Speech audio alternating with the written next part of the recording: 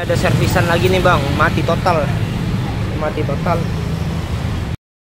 Assalamualaikum warahmatullahi wabarakatuh. Ya teman-teman, kembali lagi di channel Dunia Servis Elektronik. Di kesempatan video kali ini saya ada kerjaan servisan mesin spek reaktif mereknya Crash Pro 15 in. Untuk mesinnya seperti ini. Kerusakan mesin spek reaktif Crash Pro ini adalah mati total. Jadi pada saat kabel input dipasang ke steker, listrik PLN langsung trip. Jadi nanti untuk cara penelusuran, pengecekan dan cara servisnya, teman-teman bisa perhatikan di modul atau mesinnya seperti ini.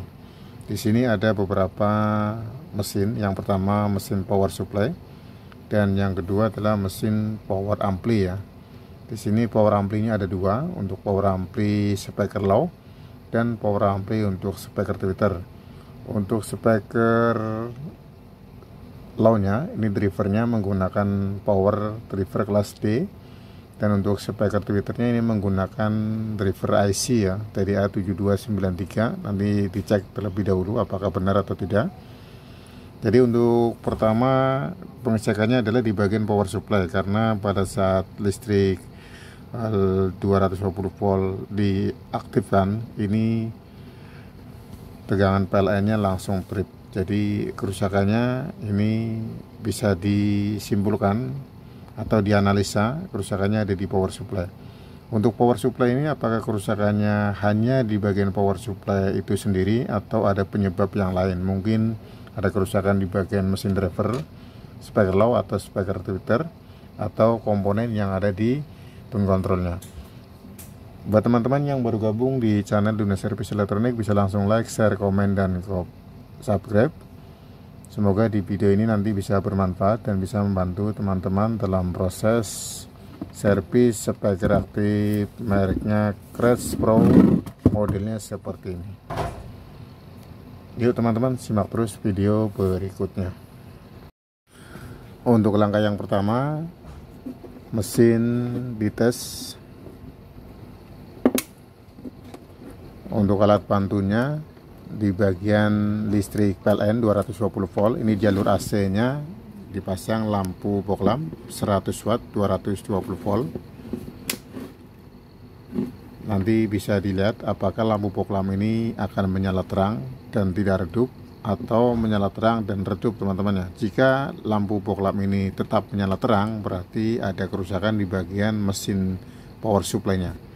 Langsung aja di on kan atau diaktifkan. Setelah di on kan, ini lampu fog lamp-nya tetap menyala terang ya teman-teman. Jadi untuk membantu proses pengerjaan servisan bagian power supply atau power ampli, teman-teman sebaiknya gunakan lampu fog lamp 100 watt 220 volt supaya tegangan listrik PLN-nya tetap aman dan tidak trip. Dan untuk komponen yang diganti nanti apabila bagian mesinnya itu belum sempurna atau belum normal, maka komponen itu juga tidak langsung rusak. Langsung aja nanti dicek bagian power supply-nya. Sebelum lanjut untuk servis bagian power supply, yang perlu diperhatikan, power supply ini menggunakan power supply jenis SMPS, yaitu menggunakan trafo ferrit. Trafo ferrit ini bekerja dengan menggunakan sistem penguat di bagian primernya, yaitu IC PWM IR2156S, dan dikuatkan lagi menggunakan MOSFET 20N50. Jadi trafo ferrit ini bisa bekerja apabila di bagian primernya ada tegangan DC di dalam AC atau ada tegangan AC di dalam DC.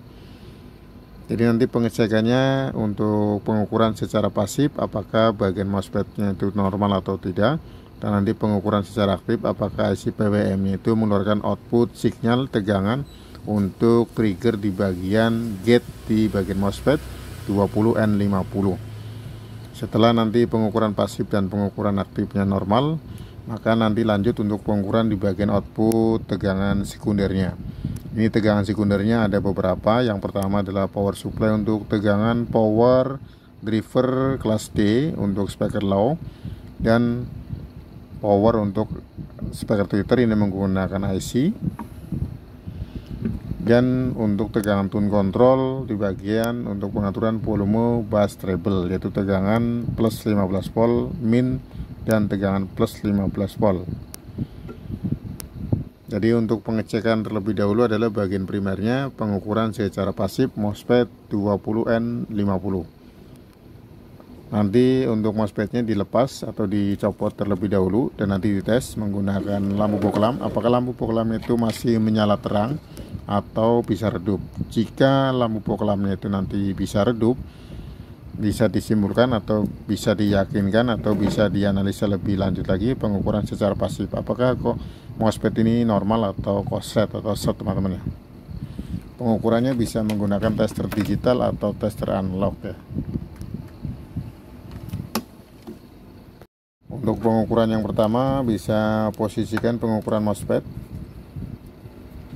Bisa menggunakan pengukuran di skala booster atau pengukuran nilai kapasitor atau nilai resistor.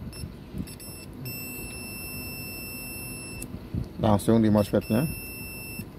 Bagian MOSFET-nya terdeteksi ada kemungkinan short ya teman-teman. Tidak ada nilai resistansi di bagian gate ke source atau drain ke source atau drain ke gate ya teman-teman. Jadi bisa dipastikan ini MOSFET-nya rusak, tapi lebih yakin lagi MOSFET-nya nanti dilepas ya teman-teman, dan nanti diukur kembali. Lanjut untuk pengukuran secara pasif bagian MOSFET-nya. Ini setelah dilepas bagian mesin power supply-nya, apakah MOSFET 20N50-nya tetap short atau tidak teman-teman ya. Pengukuran sama, ini menggunakan tester digital di skala pengukuran nilai komponen resistor.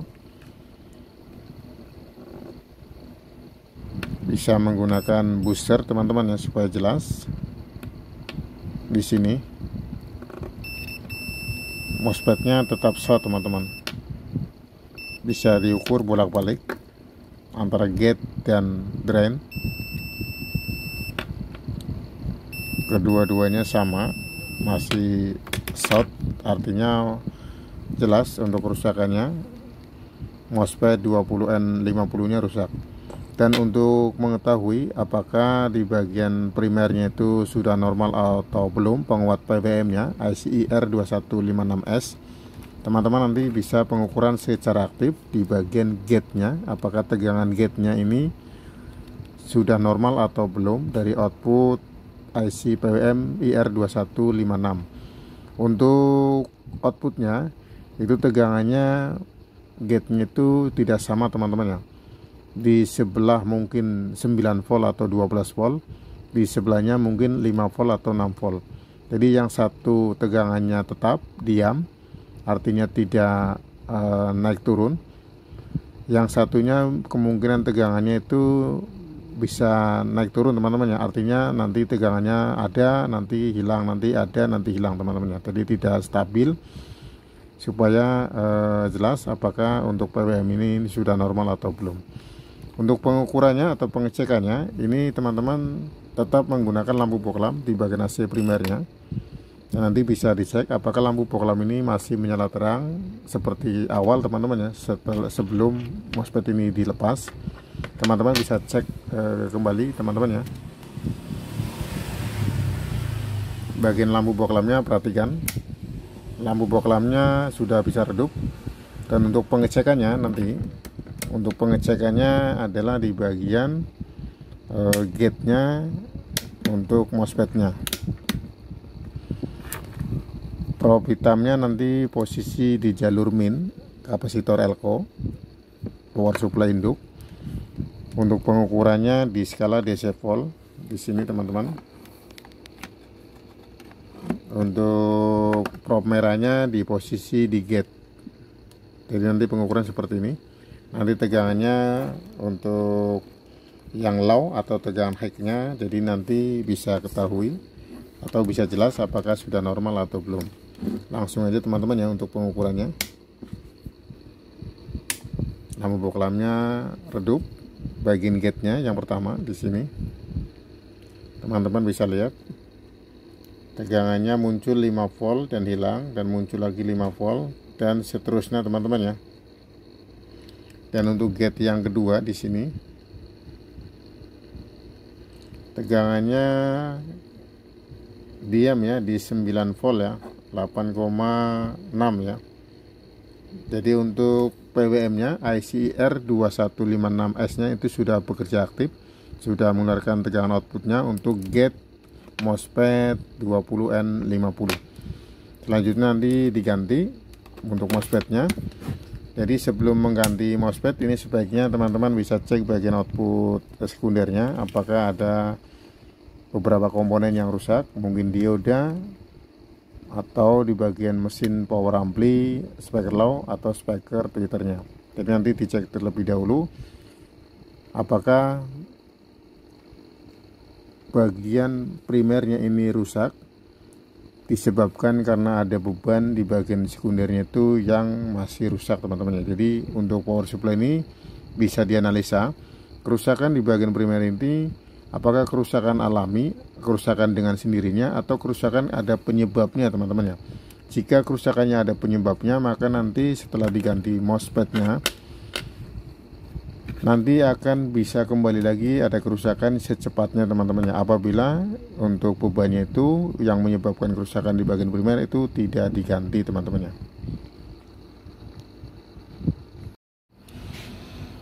Lanjut untuk mengganti MOSFET 20N50, ini diganti menggunakan MOSFET 20N60.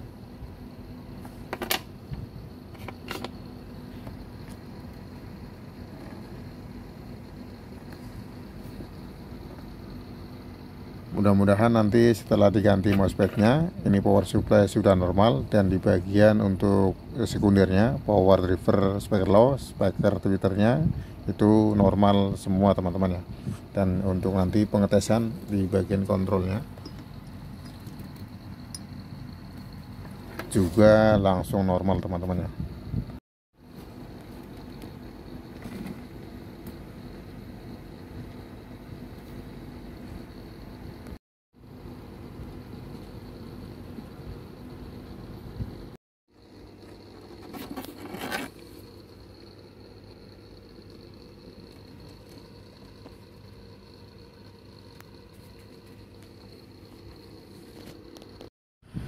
Lanjut ya, setelah pemasangan MOSFET 20N60 untuk pengganti 20N50,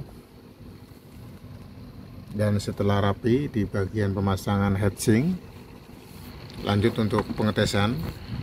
Untuk pengetesan tetap menggunakan lampu fog lamp di bagian AC primernya.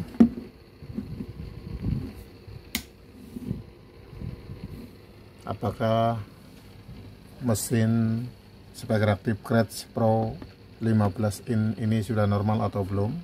Langsung aja kita aktifkan power supply-nya atau power on-nya.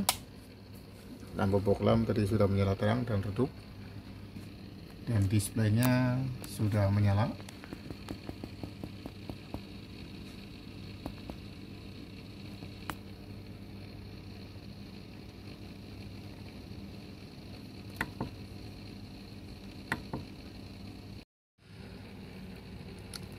Alhamdulillah untuk kerjaan servisan hari ini sudah selesai. Mesin speaker aktif Kretsch Pro M15 in. Semoga di video kali ini bisa bermanfaat dan bisa membantu teman-teman dalam proses perbaikan mesin speaker aktif. Apabila ada tutur kata yang tidak sopan dan kurang berkenan di hati teman-teman, saya minta maaf dan saya ucapkan terima kasih kepada teman-teman sudah terus mendukung dan menonton konten channel Luna Service Elektronik. Assalamualaikum warahmatullahi wabarakatuh.